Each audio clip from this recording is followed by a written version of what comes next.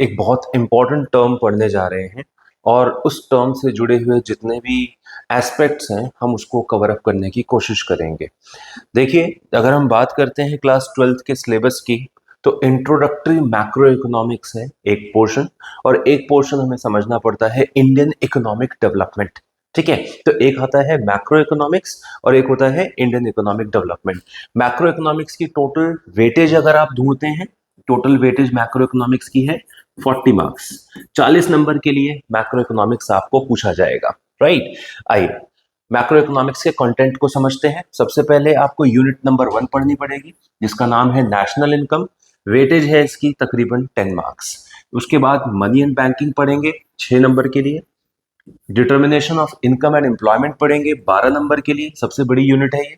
उसके बाद आप पढ़ेंगे गवर्नमेंट बजट 6 नंबर के लिए, and foreign exchange along with balance of payments 6 marks के लिए। तो ये टोटल रिटन पेपर का वेटेज बनता है 40 मार्क्स फॉर मैक्रो इकोनॉमिक्स। ठीक है, सो आज हम लोग शुरू करने जा रहे हैं national income and it's related aggregates. कुछ बच्चों का कहना है कि सर इसमें क्या न्यूमेरिकल भी होता है, हमें हमारा न्यूमेरिकल पोर्शन बहुत वीक है। तो मैं आपको सिंपल सजेस्ट करता हूं, यहाँ पर आप अगर प्लस माइनस डिवीजन और मल्टीप्लिकेशन जानते हैं, सिर्फ उतना ही यहाँ पर यूज होगा। इससे ज्यादा कैलकुलेशन अभी हम यहाँ पे नहीं करेंगे।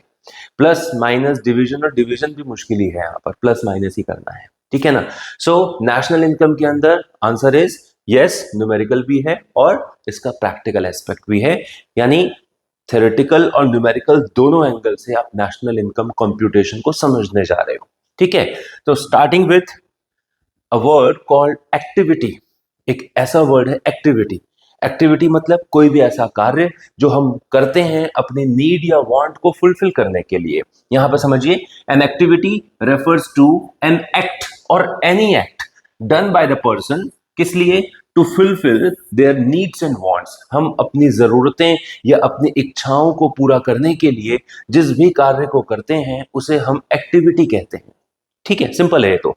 अच्छा, एक्टिविटी को दो तरीके से कैटेगराइज करोगे, दो तरह से इसको कैटेगराइज करेंगे। एक होती है इकोनॉमिक एक्टिविटी और एक होती है नॉन इकोनॉमिक एक्टिविटी। कौन कौन सी? इकोनॉमिक एक्टिविटी और नॉन इकोनॉमिक एक्टिविटी। सो इकोनॉमिक एक्टिविटी क्या है? इकोनॉमिक एक्टिविटी का मतलब क्या है? ये वो एक्टिविटी है जिस कार्य को हम करते हैं किसी पर्पस के लिए। कौन सा पर्पस? Monetary purpose. ठीक है, सो इकोनॉमिक सेंस मतलब मॉनेटरी सेंस है, मतलब वो चीज जिसमें पैसे का इन्वॉल्वमेंट है, राइट। तो ऐसा कार्य अगर हम कर रहे हैं जिसमें हमें पैसा कमाना हमारा इंसेंटिव है या उद्देश्य है या मोटिव है, तो उसको हम इकोनॉमिक एक्टिविटी बोलते हैं। नॉन इकोनॉमिक एक्टिविटी क्या होता है? वो कोई भी काम जो हम परफॉर्म करते हैं out of love and affection, जिसके लिए हमें पैसा नहीं चाहिए होता है, तो इसको हम कहते हैं क्या? Non economic activity. Simple sense समझिएगा। आपको आपको नेशनल इनकम कंसिडरेशन के लिए इकोनॉमिक एक्टिविटी का पता होना जरूरी है। What is economic activity? क्या होती हैं इकोनॉमिक एक्टिविटीज? कितने तरह से उसको समझते हैं? ये आपको मेन समझना है, मेन पार्ट आपको ये देखना है। ठीक है ना। Non economic activity GDP count ही नहीं करता। जीडीपी कहता है सर आपने ये एक्टिविटी परफॉर्म करी है, गुड्स बनाए या सर्विसेज रेंडर करी है, इसके लिए कितना पैसा मिला? आप कहते हैं नहीं सर इसके लिए मुझे पैसा नहीं चाहिए, तो जीडीपी आपके इस एक्ट को काउंट ही नहीं करता।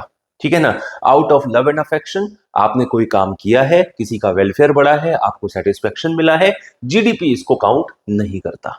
ठीक है, तो हमें क्या समझना है बहुत ध्यान से? इकोनॉमिक एक्टिविटीज कितने तरह की होती हैं। आइए इकोनॉमिक एक्टिविटीज का फर्दर क्लासिफिकेशन करते हैं और समझते हैं। यहां पर इकोनॉमिक एक्टिविटीज को 3 ग्रुप्स में क्लासिफाई किया गया है।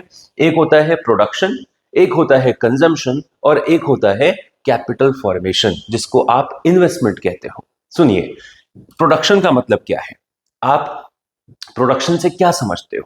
प्रोडक्शन मतलब कोई भी ऐसा काम जिसमें हम रॉ मटेरियल को फिनिश गुड्स में ट्रांसफॉर्म करने की बात करते हैं। यानी it is the process of transforming raw material into finish goods. ठीक है, the process of transforming raw material into finish goods क्या बन गया? प्रोडक्शन बन गया। ठीक है, 11th क्लास में माइक्रो इकोनॉमिक्स में भी हमें प्रोडक्शन फंक्शन चैप्टर पढ़ाया जाता था कि इनपुट लगाते हो तो आउटपुट मिलता है। इसी इनपुट और आउटपुट का फंक्शनल रिलेशनशिप प्रोडक्शन फंक्शन कहलाता है।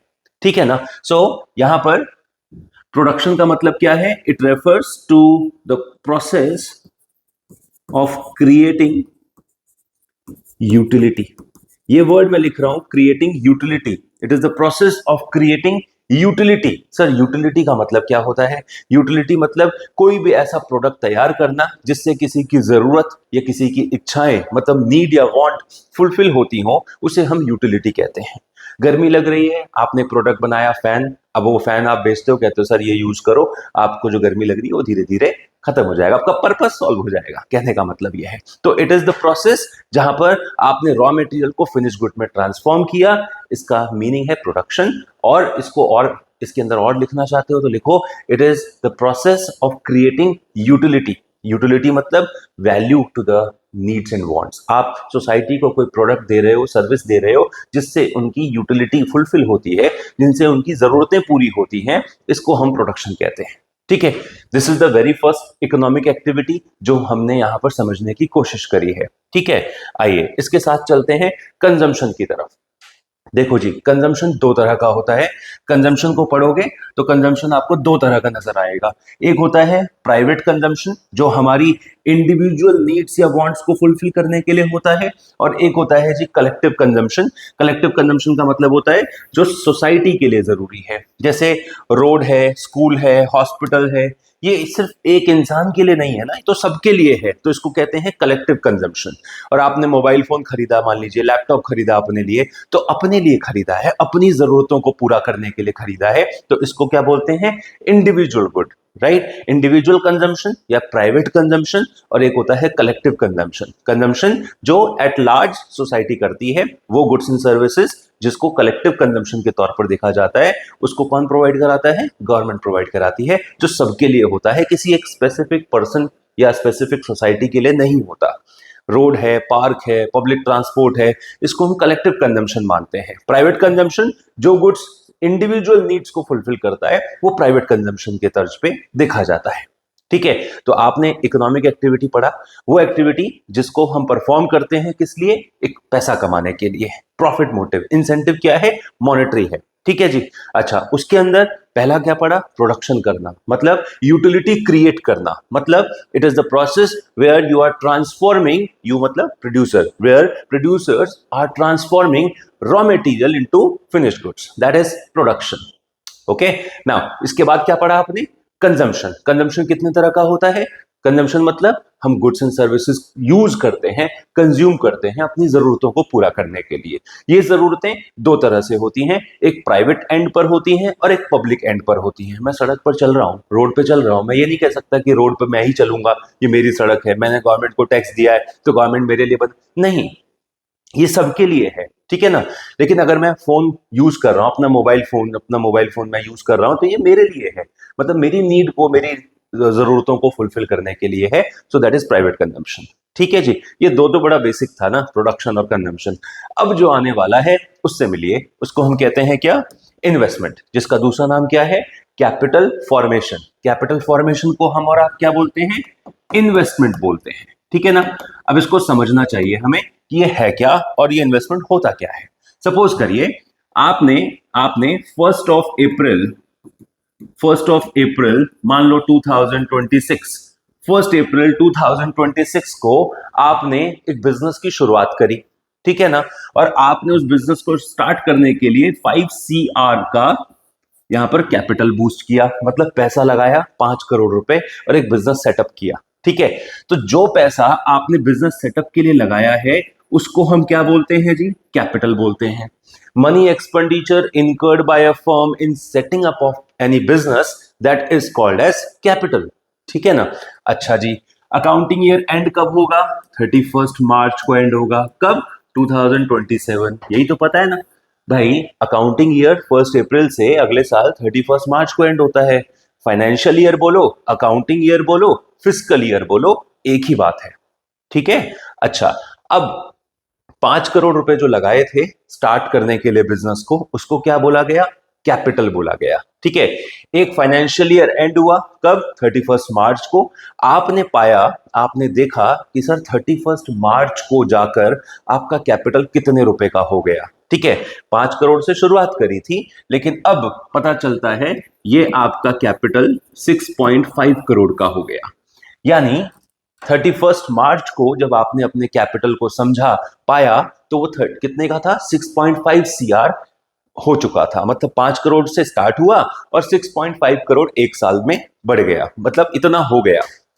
तो आपने क्या देखा कि sir with in a year, एक साल के अंदर मैंने अपने एग्जिस्टिंग कैपिटल को, ध्यान दीजिएगा, आपने अपने एग्जिस्टिंग कैपिटल को कितने रुपए से इंक्रीज किया, 1.5 सीआर से इंक्रीज किया। That increase in your existing capital ना क्या कहलाता है, कैपिटल फॉर्मेशन। क्या बोलेंगे आप इसको, कैपिटल फॉर्मेशन।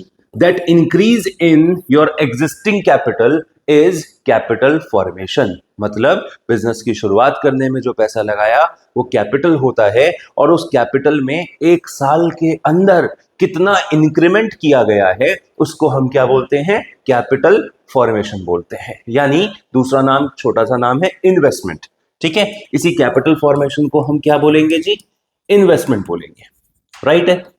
सो ये आपने, वापस आइए यहां पर, कैपिटल फॉर्मेशन के बारे में पढ़ा और समझा। क्या होता है capital formation, addition to the existing stock of capital during an accounting year. मतलब आपका जो एग्जिस्टिंग स्टॉक ऑफ कैपिटल था उसमें कितना इंक्रीमेंट किया गया है, उसी को हम और आप क्या बोलेंगे, कैपिटल फॉर्मेशन बोलेंगे, ऑल्सो नोन एज इन्वेस्टमेंट। ठीक है, तो ये आपने अभी समझा प्रोडक्टिव एक्टिविटीज या इकोनॉमिक एक्टिविटीज कितनी होती हैं। यहां पर 3 तरह से उसको ग्रुप किया गया है।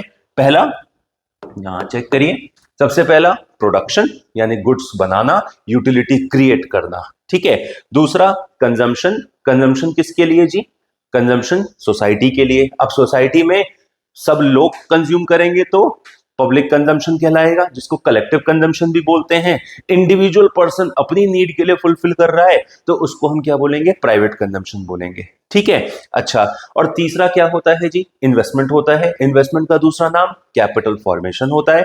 इन्वेस्टमेंट क्यों किया जाता है, इन्वेस्टमेंट का पर्पस क्या है, ये आने वाले सेशन में अभी हम समझेंगे। ठीक है, तो this is your basic economic activities.